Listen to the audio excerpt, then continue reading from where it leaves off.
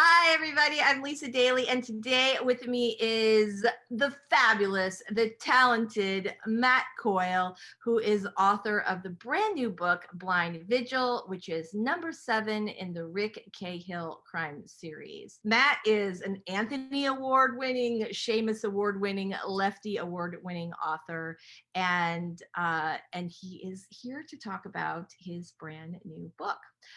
So, Matt, okay, a lot of your fans, a lot of your readers like books like Michael Connelly's books. They love John Sanford books. And so tell me why they also love Rick Cahill, your character. I have no idea.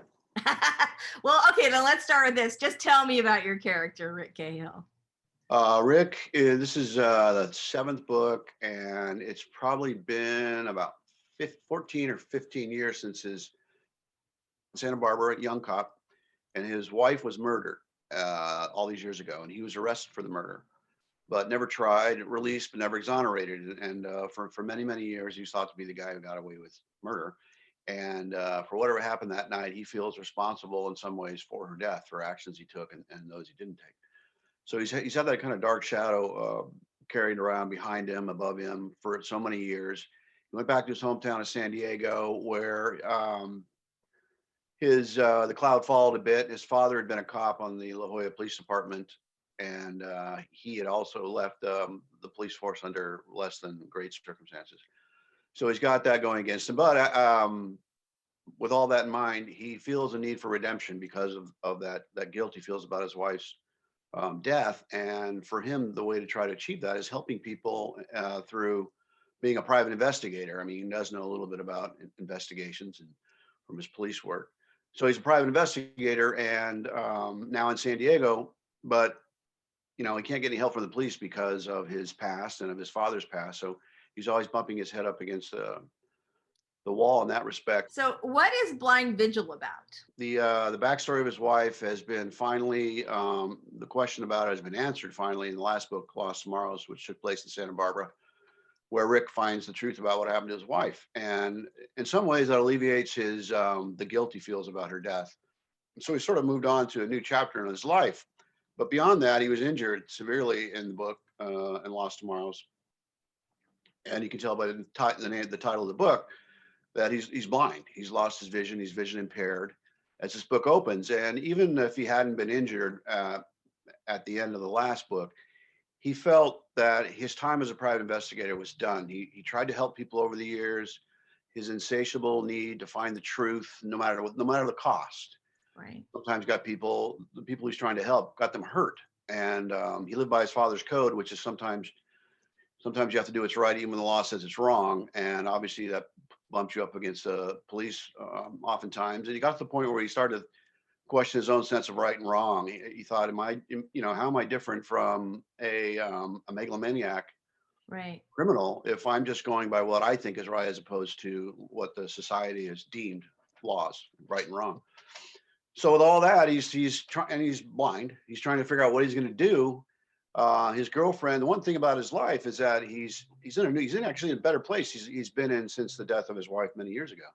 He's in a committed relationship with a woman he loves, and he's trying to find his way for a new job. He hasn't figured out what he's going to do, and as he's trying to figure it out, an old friend who was once a one-time partner, Moira McFarland, asked for help.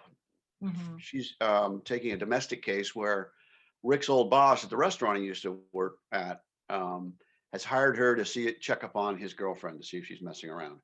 And she just wants Rick, because she knows Rick knows him so well. She wants him to go with her on the one interview and just to see if she thinks Rick is telling the truth. If he can hear his voice, is he being is he being truthful with me? And she's so concerned about this because the last domestic case Moira took, she found out that the husband's wife was cheating on him.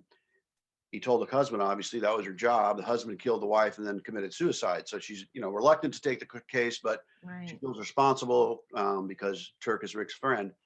So Rick goes along for this innocuous talk, and it does seem pretty innocuous. It seems he thinks that Turk is on the up and up as he's always been, but someone ends up dying very soon thereafter, and Rick is thrust back into this world that he didn't think he wanted to be a part of anymore. But then he realized that as he's helping Moyer investigate, that this is what he's supposed to do, helping people, trying to find the truth. As much as I wanted to get away from it, as much damage as it does to those around me and to myself, it's what I was meant to do. So he's kind of, he finds himself in that way, but of course he's got a lot of obstacles.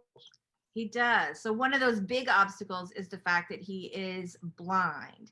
And I found this really fascinating as I was reading this book, because obviously you are not blind. So how did you research this, the stage of Rick's life? How did you research what it was like to be blind, to give this part of the story the authenticity that it has?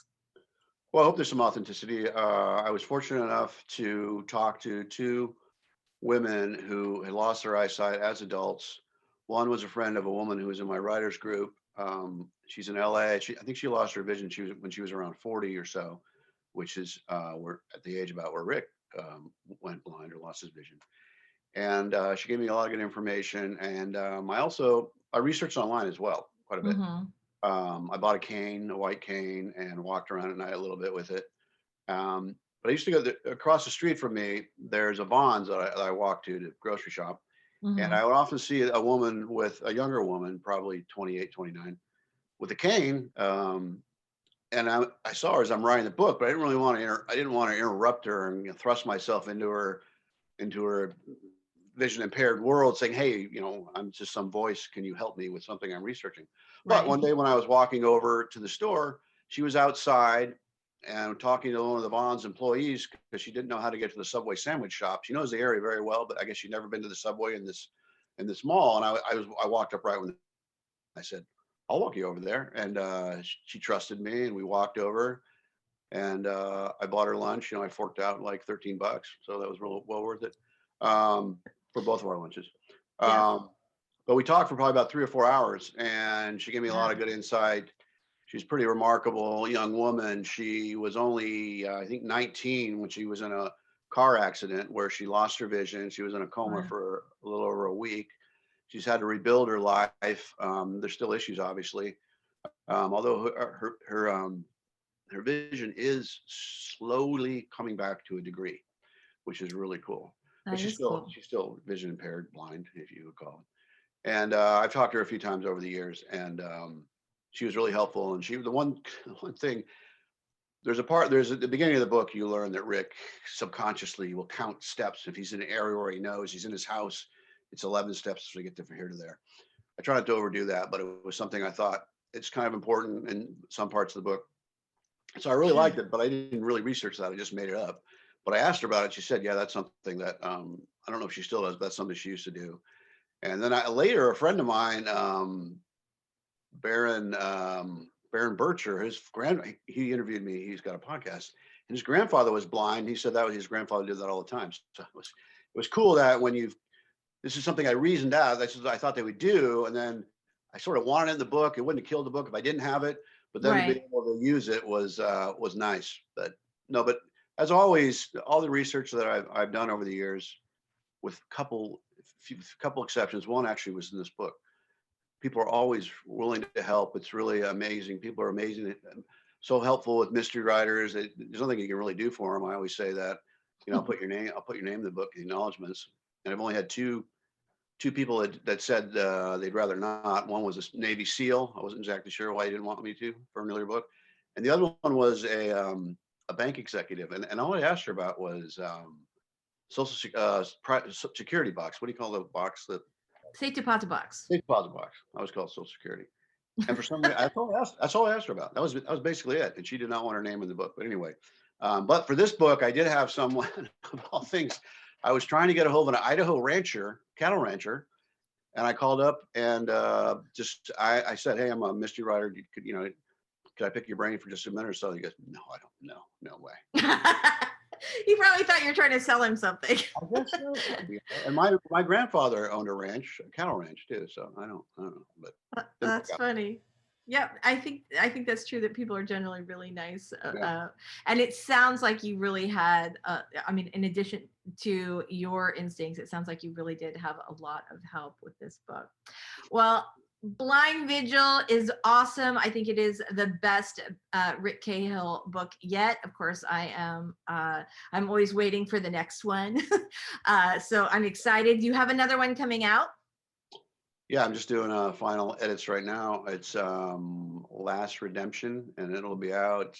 It's supposed to be November 30th, I think. Fantastic. Well, thank you so much for being with us here today. Okay. Blind Vigil is available in stores now. Thanks for having me.